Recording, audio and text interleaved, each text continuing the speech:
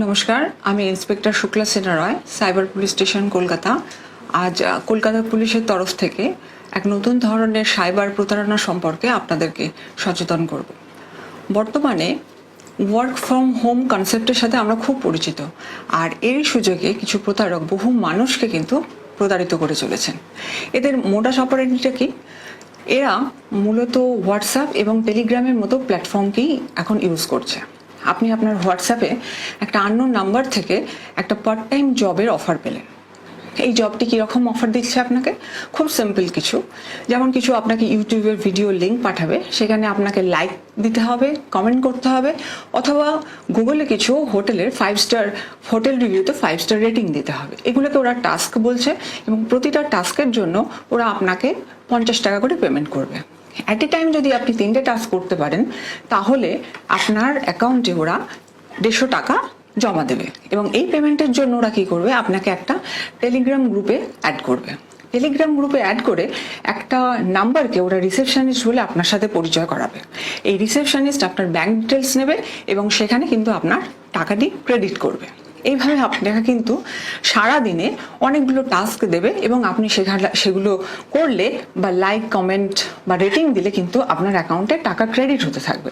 আপনি ঘরে বসে বসে যথেষ্ট ভালো উপার্জন করতে থাকবেন এবং আপনার কাজটার প্রতিও আপনার ইন্টারেস্ট বাড়তে থাকবে।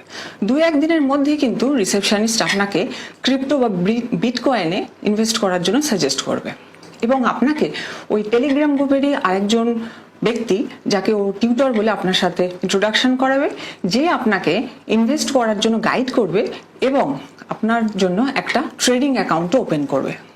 ইন দ্য মিন টাইম আপনি কিন্তু এই বিভিন্ন টাস্ক করে অনেকগুলো টাকা উপার্জন করছেন এবং আপনার অ্যাকাউন্টে ক্রেডিট হচ্ছে এবং আপনিও এই ব্যাপারে যথেষ্ট ইন্টারেস্টেডও হয়ে উঠেছেন। এই সময় ওরা বলবে যে ওদের কোম্পানির পলিসি হিসাবে আপনাকে প্রিপেড অপশানে যেতে হবে, না হলে ওরা আপনাকে গ্রুপ থেকে রিমুভ করে দেবে অথবা আপনাকে কিন্তু কোনো টাস্ক দেবে না। তো সেক্ষেত্রে এই প্রিপেড অপশানটি কি?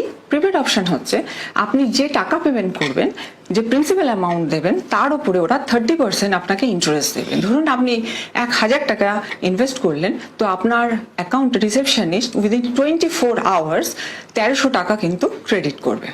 এইভাবে আপনি ক্রমাগত ইনভেস্ট করতে থাকবেন এবং আপনার অ্যামাউন্ট প্রায় যতক্ষণ 50 থেকে 60,000 লিমিট পর্যন্ত যাবে, আপনার অ্যাকাউন্টে কিন্তু টাকা ক্রেডিট হতে থাকবে। এইভাবে ওরা কিন্তু আপনাকে ওদের কনফিডেন্সে নিয়ে নেবে।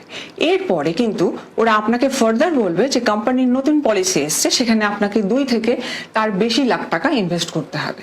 আপনি যখনই সেটা বেটার বেনিফিটের জন্য ইনভেস্ট করলেন, এই ক্ষেত্রেই কিন্তু আপনি আর কোনো রিটার্ন পাচ্ছেন না। আপনি ওদের সাথে ফার্দার কন্ট্যাক্ট করবেন, ওরা বলবে যে আপনি আরও 3 থেকে 4 লাখ টাকা পেমেন্ট করুন, তাহলে দুটো প্রিন্সিপালের উপরে 60% ইন্টারেস্ট আপনি পাবেন। এবং যদি আপনি না করেন, তাহলে আপনার টোটাল ইনভেস্ট যে অ্যাকাউন্ট রয়েছে, ইনভেস্টেড যে অ্যামাউন্ট রয়েছে, সেটা কিন্তু আপনি লুজ করবেন।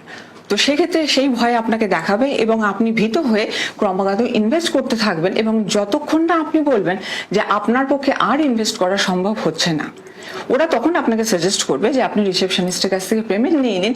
বাট রিসেপশনিস্টকে আপনি যদি যোগাযোগ করেন, সে জানাবে যে আপনার অ্যাকাউন্টে যা টাকা আছে তাতে আপনাকে 7 থেকে 8 লাখ টাকা ট্যাক্স হিসাবে দিতে হবে এবং আপনাকে কনভিন্স করার জন্য ওরা আপনার ট্রেডিং অ্যাকাউন্ট থেকে 2 থেকে 3 লাখ টাকা শ্যাডো পেমেন্ট করবে।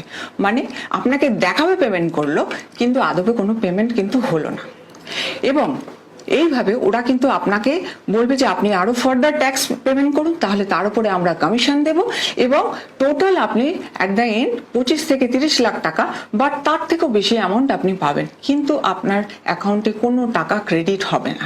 আপনি যতদিনে রিয়েলাইজ করবেন যে আপনি টাকা ফেরত পাবেন না, ততদিনে কিন্তু আপনার সঞ্চিত টাকার সমস্তটাই আপনি হারিয়ে ফেলবেন। সুতরাং আপনি যতদিনে বুঝতে পারবেন যে আপনি প্রতারণার ফাঁদে পড়েছেন, ততদিনে আপনার অ্যাকাউন্ট পুরো ফাঁকা হয়ে যাবে। সুতরাং এই ব্যাপারে আপনারা সচেতন থাকুন, সবাইকে সচেতন করুন এবং সাইবার প্রতারকদের হাত থেকে নিজেদেরকে রক্ষা করুন। ধন্যবাদ।